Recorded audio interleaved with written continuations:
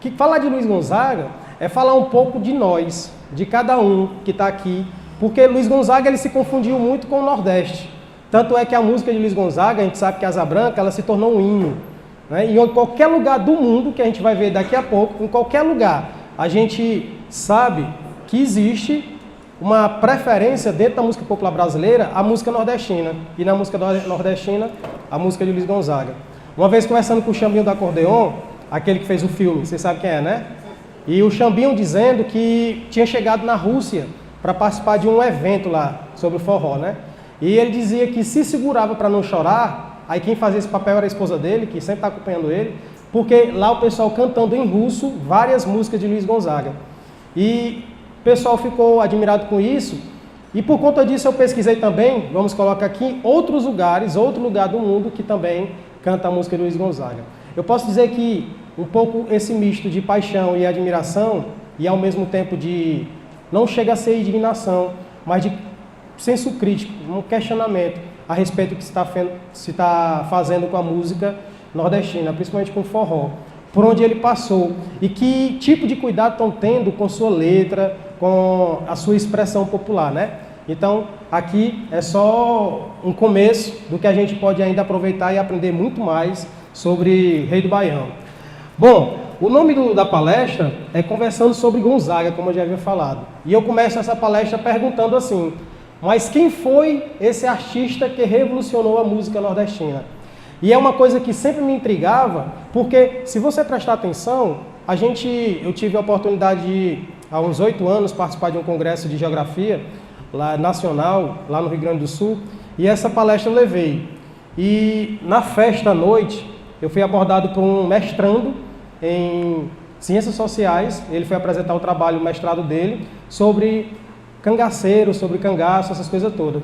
E ele tinha tomado uma cervejinha, ficou legal, e me viu lá na festa. Na frente de todo mundo ele gritou. Na hora que a música parou, ele disse, ei, cearense, rapaz, tu tá perdendo teu tempo. Ele dizia desse jeito comigo. Eu disse, por quê? Lá no Ceará não tem mais forró de verdade, não. Lá só tá exportando porcaria. Aí eu fico com aquilo na cabeça, sabe?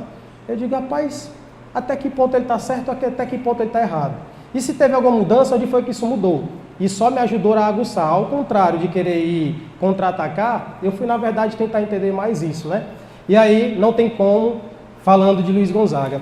E nessa pergunta aí, a gente pode começar sabendo que ele nasceu no dia 13 de dezembro, na Fazenda Caiçara, lá em Exu.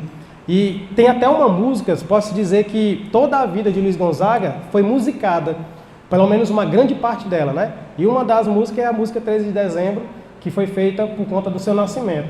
E ele era filho de Ana Batista e de José Januário. Ele um grande cantor, ele um grande tocador de sanfona de 8 baixos e também concertador. Porque, não sei se vocês sabem, mas muito mais difícil que tocar uma sanfona, que eu já acho difícil, é tocar uma sanfona de 8 baixos. E é porque 8 baixos é menor do que 120 baixos, mas é mesmo mais difícil. Por quê? Porque quando você toca na sanfona normal, abrindo e fechando, se você tocar a mesma tecla, o som é o mesmo. Se você abrir e fechar a mesma tecla. Mas numa sanfona de 8 baixos, não. Se você abrir tocando numa só tecla e fechar na mesma tecla, já é outro som. Aí imagina conseguir fazer esse acorde todo, né? E aqui tem o Luizinho Calixto, tem o Zé Calixto, que é o pai dele, eles tocam sanfona de 8 baixos, e agora aquela atriz que é cantora, Mazinho, né? A Lucia Alves, que é atriz também, cantora, toca sanfona de 8 baixos, formada em música, e aí nos mostrou que isso não é fácil. Mas, e o nome? O nome Luiz Gonzaga do Nascimento. Até em torno do nome, buscou-se um entendimento de como surgiu. O primeiro foi que, quando a mãe dele estava para ter neném, lá em Exu, lá na Fazenda Caiçara, o pai tinha pedido para ir atrás da parteira, isso de madrugada. Como ninguém tinha como ir, ele preocupado de saber se ficava com a mãe ou se ia, ele foi. E na volta da casa da parteira, ele disse que viu uma grande zelação. Isso dizem outras pessoas, né? Que ele tinha visto uma zelação, e essa zelação, que era como se fosse uma estrela cadente, ele despertou a ideia de botar o nome Luiz por causa da luz. Luiz. Mas a outra história mais convincente, a primeira história, era dita no dicionário gonzaguiano. E na segunda história, que era dita que veio de Santa Luzia. E Santa Luzia, dia 13 de dezembro, é o dia que ela nasce. E o nome Luzia porque um padre, na hora de batizar Luiz Gonzaga, ainda não sabiam que nome iam colocar nele. Só tinha lá Luiz Gonzaga. Aí o padre disse, vem cá, bota Luiz Gonzaga porque é o nome de um santo, Luiz porque vem de Luzia, fez esse arroxo todo, né? E bota do nascimento porque ele nasceu no dia 13 de dezembro. E dezembro é o nascimento de Jesus. E aí por isso que ficou Luiz Gonzaga do Nascimento. É interessante essa história do entendimento do nome, porque teve uma vez que o Luiz Gonzaga sofreu um acidente. E nesse acidente, ele estava internado, tinha quebrado algumas costelas e a clavícula e ficou cego de um olho só. Muita gente não sabe disso, mas ele só enxergava de um olho. E ele estava no hospital internado, chegou uma mulher dizendo que era fã, amiga e estava pagando a promessa para Luiz Gonzaga se recuperar, né? Aí ele disse, muito obrigado. Aí ela disse, olha, eu queria que você me ajudasse, porque a promessa é para eu dar dinheiro. Isso de fato aconteceu. E eu queria saber se eu podia me dar um dinheiro. Mas como era a promessa, o nome de quem? Ela disse, não, o nome é porque eu sou sua prima e eu botei meu nome, que é mesmo o seu do nascimento. Ela disse, você está vacilando, se fosse ela dizendo, né? Porque meu sobrenome não é Nascimento. Luiz Gonzaga do Nascimento, todo é nome. Na família dele não tem nenhum outro nascimento.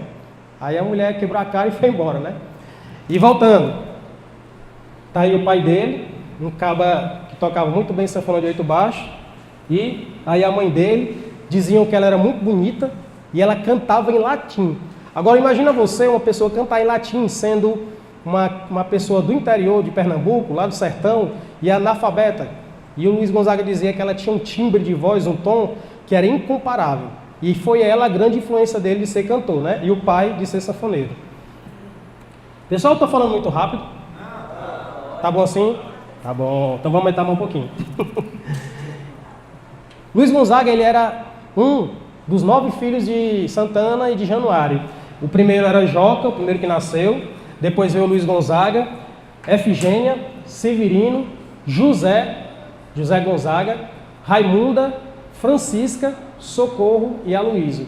Tanto é que esta Francisca, ela era Chiquinha Gonzaga, que tem gente que confunde com outra Chiquinha Gonzaga, porque na primeira década lá em 1910, 1920, fez um grande sucesso, foi um boom histórico da música popular brasileira no carnaval, ou abrir alas que eu quero passar, da Chiquinha Gonzaga.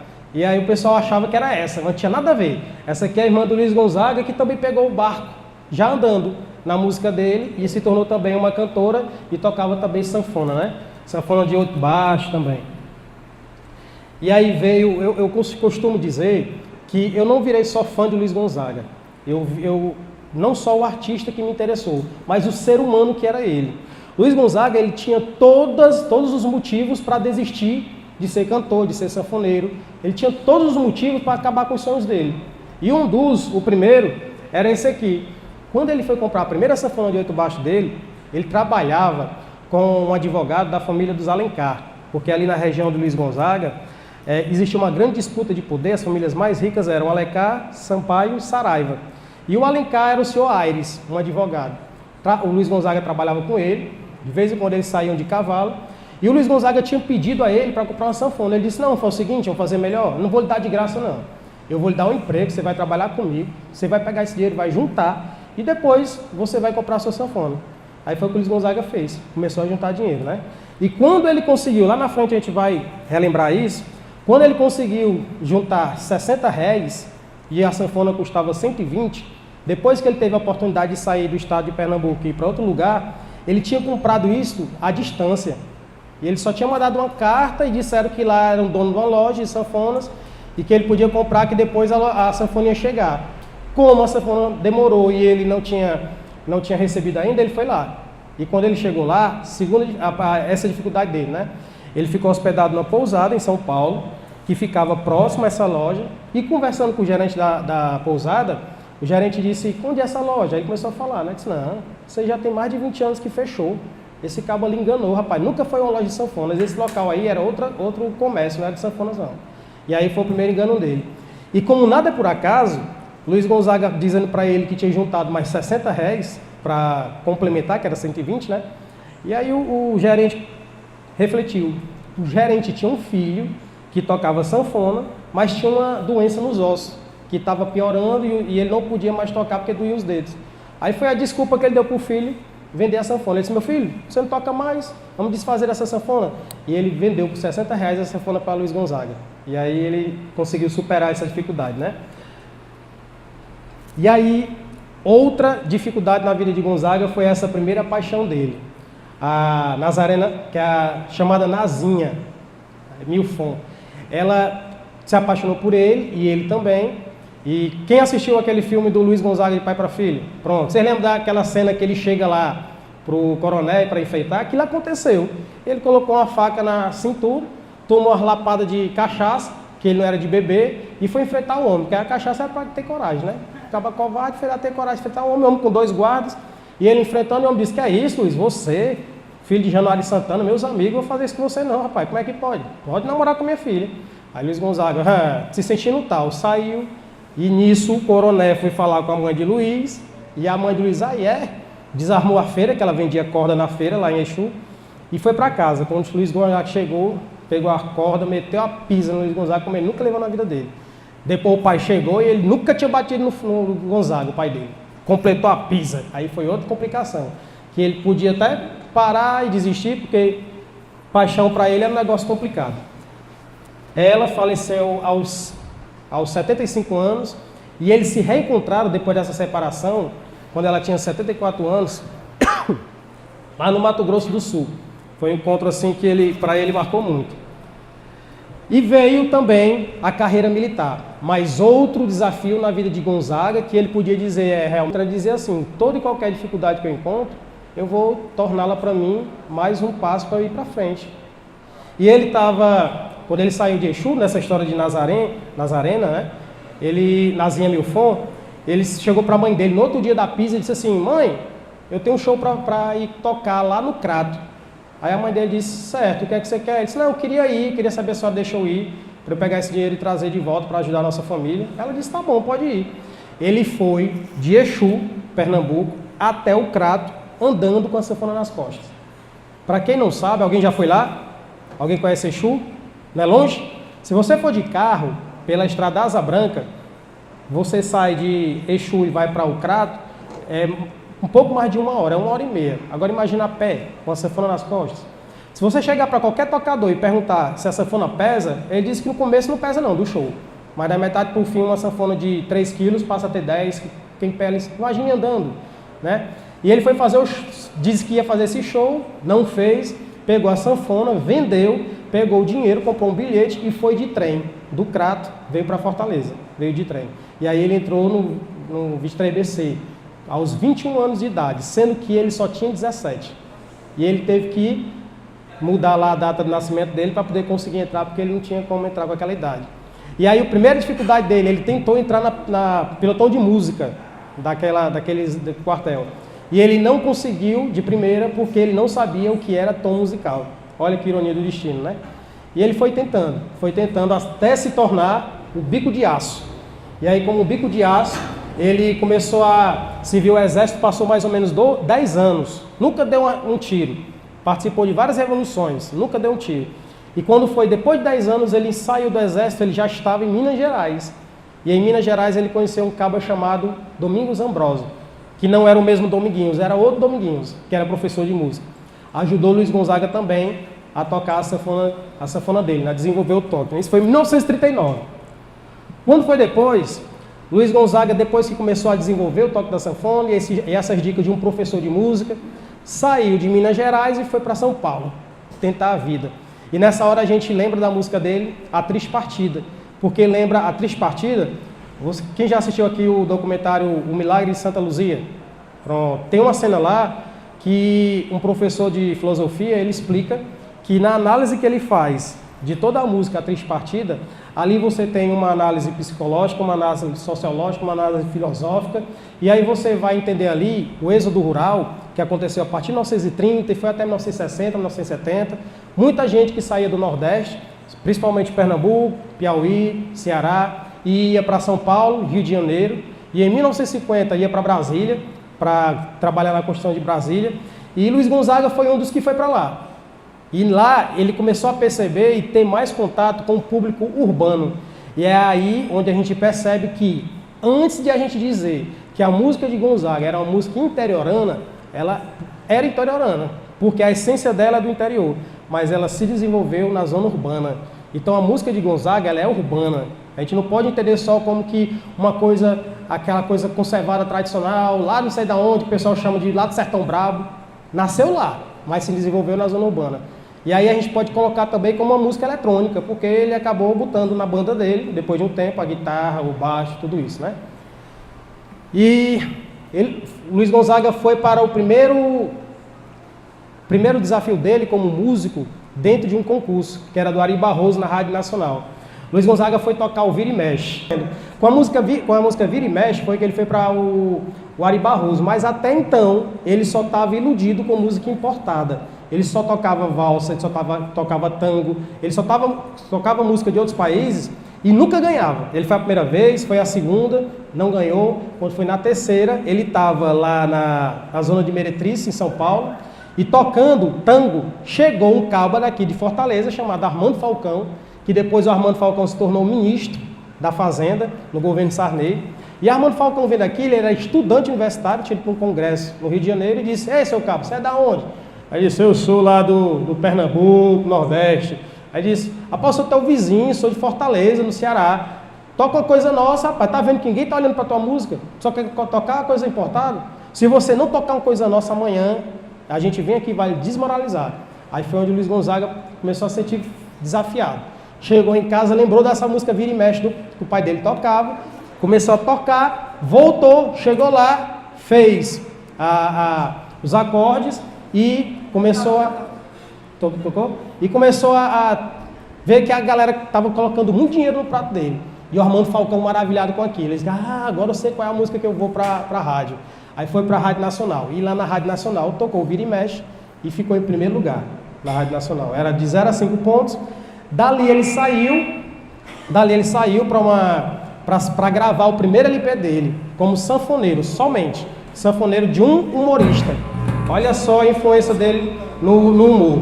Aí eu vou passar aqui para outra, enquanto ele ajeita aí, mas não tem problema não, dá pra gente ir indo aqui.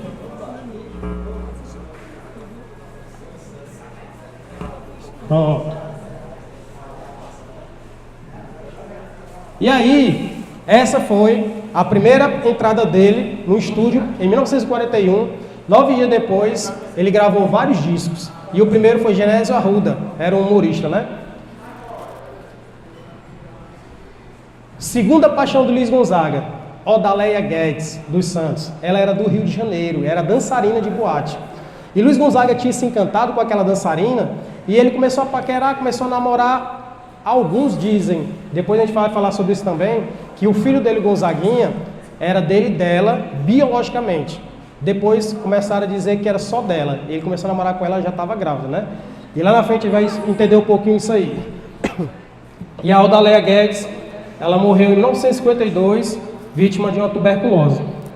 No filme também mostra o Gonzaguinha, ele internado com tuberculose também por conta disso, né? Então isso era hereditário.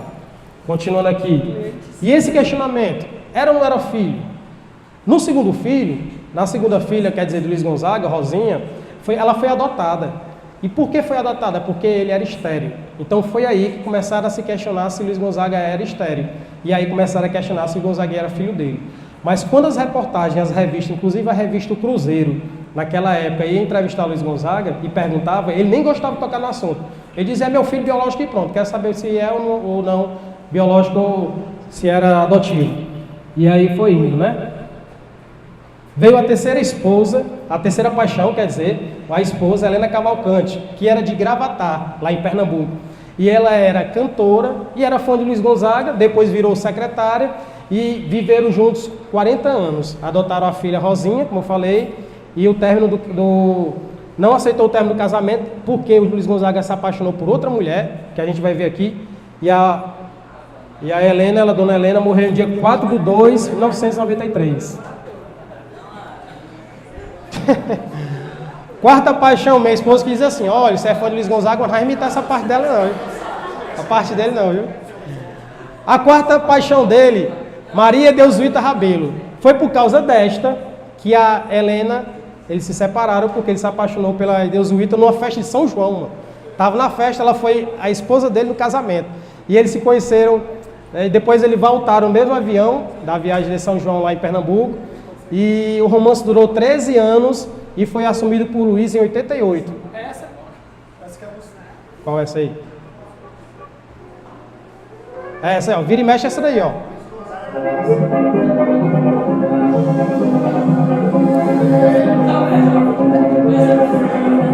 Bem devagarzinho, né? Bem devagarzinho. Bem devagarzinho. Valeu, obrigado. Pronto, essa é a música e essa aqui é a Deus Uita e Luiz Gonzaga, né? Ele foi uma das maiores paixões dele. Mas não tenha dúvida que a maior paixão do Luiz Gonzaga foi, inquestionavelmente, a sua sanfona. Tanto é que ela, para sair do peito dele, era a coisa mais difícil do mundo. Até ele mesmo na cadeira de roda, ele queria tocar sanfona. E ele começou tocando sanfona de 8 baixos, depois de 80, passou para 120, também tocou pandeiro, triângulo, zabumba, agogô e violão. Aqui, será que dá para colocar... Ali foi no celular que ele colocou, né? Atenção. Aqui. Vamos lá. E a Trindade Santa do forró, instrumental. Zabumba, sanfona e triângulo. Luiz Gonzaga uma vez estava lá em Recife, e eu acredito que aquele pessoal que toca triângulo e vendendo chegadinha, pronto, lá ele chamava de tigling. Ele rapaz, o cara estava tocando tigling e era um chapéu chinês, ele dizia desse jeito, era um chapéu chinês que a gente comia, e eu achei tão legal aquele tigling. Aí ele percebeu que o tigling era um som mais agudo. E o tigling podia acompanhar a sanfona, porque a sanfona de um lado é grave e do outro é agudo, né? E ele começou a perceber que o tigling podia ficar do lado da sanfona, do lado mais grave, que é aqueles botões, que são todos pretos. E o triângulo ficava do lado direito. E do lado esquerdo, aí ele percebeu, rapaz, vamos colocar alguma coisa para equilibrar? Aí colocou a zabumba, que ficou conhecida como a que ficou para equilibrar esses outros dois. E aí nasceu a Trindade Santa do Forró de Luiz Gonzaga. Ele foi quem iniciou a sanfona, o triângulo e a zabumba, né? Tinha a rabeca. A rabeca era muito utilizada naquela época também. Mas ele particularmente assumia a formação desse daqui, né? E agora as gravações. 625 em 125 de 78 RPM, ou seja, 625 criações nesse tipo de gravação, que era 78 RPM em LP, né? 41 compactos que ele gravou. Duplos foram 33 e 45 RPM. Foram 6 LPs de 33 RPM, de 10 polegadas, 79 LPs de 33 RPM, de 12 polegadas, 15 LPs de coletânea de 33 RPM, de 12 polegadas, fora os 20 LPs gravados em CD pela BMG. A gente está falando aqui enquanto Luiz Gonzaga tocava. Agora imagine aí quantas pessoas não gravaram depois que ele se foi, né? Depois da triste partida dele. Foram 53 músicas gravadas sozinho, entre valsas, polcas e mazucas. 243 em parceria. 329 sem sua parceria. E são totalizadas 992 gravações de Luiz Gonzaga. O homem não é um gênio, né? Só. E os ritmos? Claro que tem muito mais, mas eu coloquei aqui só os principais. Forró de pé de serra, o coladinho, o baião, que é uma criação também de Luiz Gonzaga, e que depois Gilberto Gil ele fez um documentário muito bacana chamado Viva São João, que ele também fala um pouco da criação do baião. Que aí ele coloca aquela música, baião, baião, baião, baião, eu vou mostrar pra vocês como se dança o baião, e quem quiser aprender é favor prestar atenção. Aí depois veio o shot, o chachado, o coco de roda, a marcha junina, a toada, o vira e mexe. No começo, quando o pai dele tocava, não era nem o vira e mexe, era a Asa Branca. A Asa Branca tinha um miolo, a música da Asa Branca, que o pai dele já tocava, e era uma toada. Depois foi desenvolvida. Tanto é que o Luiz Gonzaga dizia que teve data de nascimento da Asa Branca. Ele dizia que foi em 1945, lá em São Paulo, dentro do escritório de Direito de Advocacia de Humberto Teixeira. Ele entrou 9 horas da manhã, saiu 3 horas da tarde e disse que parturiou, fez nascer a Asa Branca. Mas antes, a essência dela, o pai dele já tocava em toada. Aí vem o caboclinho também, são danças populares, né? A ciranda, a polca, a valsa, a rancheira, o choro, maracatu, o aboio, a batucada e música para rituais religiosos. Tanto é que eu já botei desafio várias vezes em sala de aula, porque eu sou professor de geografia, né? E eu pergunto, alguma vez vocês já viram alguma liturgia católica colocando músicas que não sejam religiosas, que não sejam católicas, dentro do seu ritual litúrgico? Alguém aqui já viu? Não, só de Luiz Gonzaga. As músicas dele, os próprios compositores, Zé Vicente, não sei se vocês conhecem o Zé Vicente, ele é um cantor, ele é o Luiz Gonzaga da música católica. Ele dizia, essa música dele, ela é uma música litúrgica, dá para usar na missa. E a gente organizava a missa de homenagem a Luiz Gonzaga lá no Otávio Bonfim. Iam sanfoneiros, muita gente. E ela era toda preenchida só com música de Luiz Gonzaga. A Súplica Cearense, Ave Maria Sertaneja, tem o Pai Nosso, que ele cantava também. Então ali já dá para colocar a Triste Partida, que era também uma música que tratava da dor do povo, né, do sofrimento. Então ele teve essa grande genialidade também. E aí vem os parceiros e compositores. Às vezes eu tenho consciência de que eu sei que Luiz Gonzaga era gênio, mas ele também era esperto, porque ele sabia que ele sozinho não podia fazer. Então ele foi fazer o quê? Atrás de parcerias, ele foi atrás de amigos. Ele não tinha os estudos, ele não tinha a formação, mas ele tinha amigos. E aí ele ficou amigo de advogado, ficou amigo de médico, professor, e nisso ele foi fazendo as composições, um indicava o outro. Lauro Maia, que tem uma rua aqui em Fortaleza, era primo não era Humberto Teixeira, Zé Dantas, era primo de Zé Dantas. Ele dizia assim, olha, um cabo para compor com você, gente boa, Lauro Maia, o bicho fede a bode, porque ele tem a essência dele do sertão, ele vai te ajudar. Se tornou também parceiro dele, e aí veio Miguel Lima com 11 músicas, Humberto Teixeira com 20 músicas, Zé Dantas com 40 músicas, João Silva com 60 músicas, e o João Silva, ele faleceu aos 4 anos. E quem ainda é vivo hoje é um compositor da música Feira de Mangaio, mora em Pernambuco, não estou me recordando o nome dele agora, depois eu lembro e digo para vocês. E um total de 512 músicas gravadas com parceiros. O Luiz Gonzaga também, ele foi o criador de um grande movimento religioso chamado a Missa do Vaqueiro. Alguém conhece a música A Morte do Vaqueiro? A Morte do Vaqueiro conta a história de um primo de Gonzaga que tinha sido assassinado, que a história é mais ou menos assim. Ele trabalhava numa fazenda lá no sertão e o cavalo do dono da fazenda tinha fugido. E o dono da fazenda propôs uma disputa entre o Raimundo Jacó, que era o primo de Luiz Gonzaga, e um outro funcionário da fazenda. E disse, olha, quem encontrar o cavalo primeiro, eu vou dar um... Ninguém sabe onde é que ele estava, o corpo, né? E adivinha quem encontrou o corpo? O cachorro. Tanto é que na música, o cachorro que era do Raimundo Jacó. E na música ele tem uma hora que ele fala que o cachorro sofre a sua dor, é demais, tanta dor a chorar por amor. Tengo-lengo, tengo-lengo, tengo-lengo, tengo. Eu toco do Ting-Ling, né?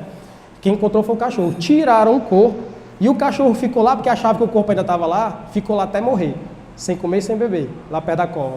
E aí o homem foi... Aí Luiz Gonzaga começou a ir atrás de justiça. A polícia naquela época não fazia nada, nem inquérito abriu, como ele dizia, deu para o mundo. Foi o que aconteceu, ele disse só tinha uma coisa que ele podia fazer para protestar, que era criar a música A Morte do Vaqueiro. Aí virou um grande sucesso, e depois ele, até hoje, a gente sabe dessa história, por conta dessa ideia dele, de Luiz Gonzaga, né? Lembrando que Luiz Gonzaga, ele conseguiu pegar uma música que não era conhecida, que era popular, tornou essa música tradicional, tornou esse tradicional um sucesso, e hoje é um clássico, né? Tá, ainda está no meu tempo? Tá? Vai me avisando aí. Se tiver faltando 10 minutos, eu sou assim, viu? Pode sim? Pronto. E aí esse evento acontece lá vizinho a Exu, ali perto em Salgueiro, por ali, dia 8 de julho de 1954, morto covardemente o primo de Raimundo Jacó, e a primeira missa em 71, lá em Serrita, perto de Salgueiro, por ali. Lá no polígono da maconha, o pessoal fala, né? Mas também, já que Luiz Gonzaga passou por tantos desafios da vida e ele não continuar se deixando se desafiar, Luiz Gonzaga ele se tornou um pregador da paz. Uma vez estava ele no hotel, lá em Goiânia, e ele tinha sido convidado pelo vice-presidente da República à época, Aureliano Chaves, para ele tocar uma sanfona na hora do almoço. O Aureliano soube que o Luiz Gonzaga estava lá e pediu esse favor. O Luiz Gonzaga foi. E ele, muito esperto, quando tocou, ele disse, vice-presidente, eu quero conversar com o senhor. Aí ele disse, pois não.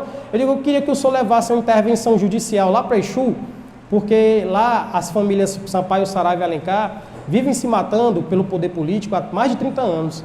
O senhor pode levar intervenção judicial, não é policial. A arma já tinha muita lá, botar mais arma não ia ajeitar nada. Foi o que ele fez, levou a intervenção judicial e a paz reinou em Exu. E Luiz Gonzaga, no gesto simbólico, abraçou, ficou na frente da igreja central de lá, na igreja de Exu, abraçou um gesto simbólico, como se dissesse, a paz reinou em Exu. E aí Luiz Gonzaga gravou uma música, compôs uma música que era canta, canta, cantarino, quero ouvir o teu cantar, teu canto é a promessa de um ano chovedor, teu canto é a alegria de um povo sofredor, que era um pouco falando desse povo de lá, né? Essa música. E Luiz Gonzaga gostava de ser lembrado, ele dizia assim, gostaria que lembrassem que sou filho de Januário e Dona Santana, gostaria que lembrassem muito de mim, que esse sanfoneiro amou muito seu povo, o sertão, decantou as aves, os animais, os padres, os cangaceiros, os retirantes, decantou os valentes, os covardes e também o amor. Ele recebeu vários títulos como cidadão em vários lugares, inclusive aqui em Fortaleza, em Teresina, no Maranhão. E teve a homenagem, é por isso que está tendo esse evento tão bonito aqui, que é o Arrochunó, porque nós temos o Dia Nacional do Forró, né? Que é dia 13 de dezembro de 2005, que foi instituída por lei pelo presidente Luiz Inácio Lula da Silva e pela deputada federal Luiz Erudina, que é o Dia Nacional do Forró, por conta de que 3 de dezembro é que ele nasceu, né? A triste partida dele, dia 21 de 6 de 89, às 10 horas da manhã. Ele pedia muito para que ele não passasse pelas cidades, ele já previa que os prefeitos, os vereadores, iriam pedir que o corpo passasse pelas cidades lá da região do Cariri, porque ele dizia que eles queriam fazer, na verdade, a média, né? E pediu para o filho não deixar isso acontecer, e de fato aconteceu. O pessoal pediu, ele não deixou.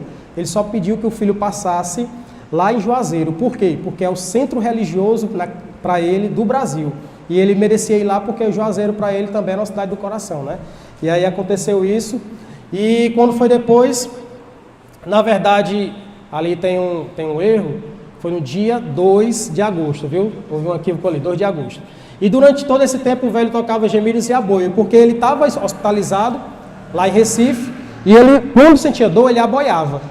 E no aboio, ele não gritava, ele cantava, e achava que incomodava os vizinhos lá que estavam hospitalizados, né?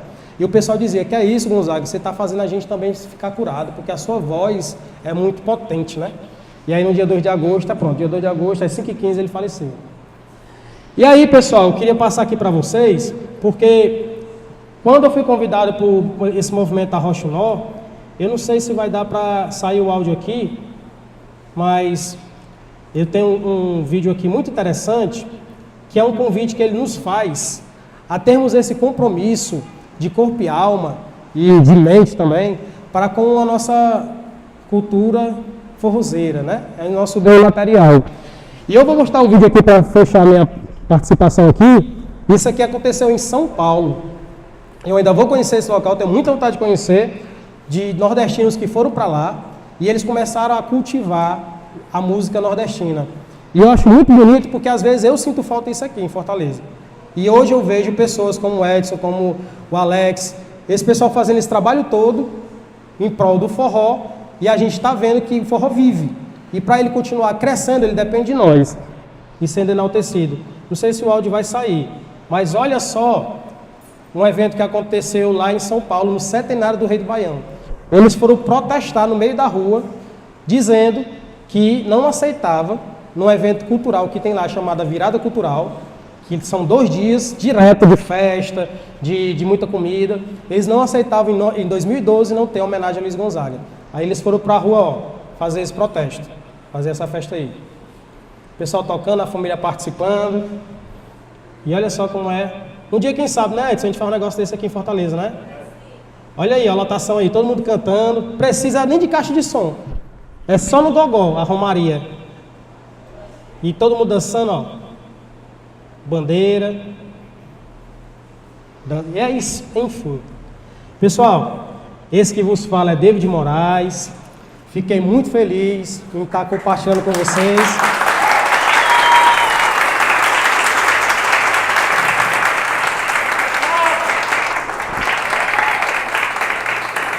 Falar de Luiz Gonzaga para mim é uma emoção, porque se deixar eu passo a tarde todinha.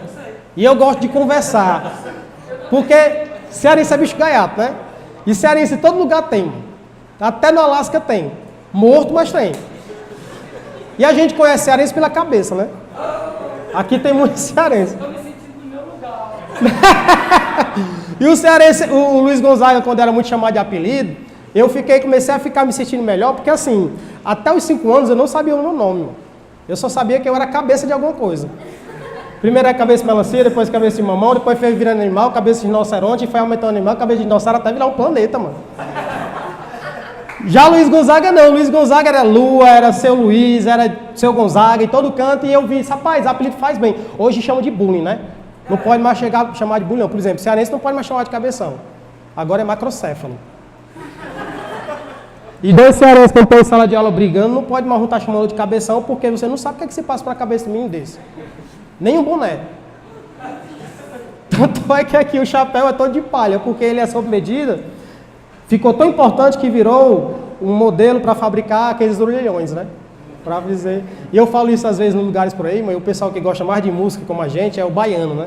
E o baiano é lento, o baiano... Eu fui para uma palestra motivacional com a minha esposa, penso no cabo que me desmotivou, mano. A voz dele já era, ô meu rei, tudo bem com vocês? Aí eu digo, aqui é uma palestra motivacional. Aí eu saí, fui para outra sala. Aí uma pessoa disse, ei, aí tá tendo um congresso aí, só tem maranhense. Aí eu percebi por conta do cheiro da maconha, né? Mas nada a ver, mas nada a ver. Eu gosto do povo maranhense também. Agora nós cearenses a gente é marmotoso, né? Porque quando o reggae chegou, o Luiz Gonzaga dizia que o reggae era um forró pé de serra, só que afrescaiado. Aquele negócio que o regueiro massa dele, porque, se por exemplo, alguém que já foi Canoa Quebrada, pronto, pra quem não sabe, Canoa Quebrada foi colonizada por Bob Marley. Lá todo mundo é regueiro. Porque a cidade, é ou não é? Porque a cidade é feia, mas o povo é... Quer dizer, a cidade é bonita, mas o povo é feio. Uma vez eu cheguei, fui comprar um churrasquinho, cheguei para uma senhora lá e disse, minha senhora, essa cidade é amaldiçoada? Ela diz, por quê? Eu digo, porque o povo é feio. O homem é parecido com a mulher. Fui dançar com a mulher numa festa, pensando que a mulher era um homem. Por causa do cabelão, e ele deixou. Não era bicho não, mas ele estava dançando, ele tá nem aí, ele não tá nem aí, mas pode morrer alguém do lado, ele tá nem aí, continua dançando. Eu digo, minha senhora, o cachorro é feio. A fumaça é feia, churrasco. Ela disse, meu filho, não sei o que é isso mesmo, porque eu acho que é uma maldição. Porque aqui só tem gente feia, ainda chegando mais. Gente, obrigado, eu sou Deus de Moraes.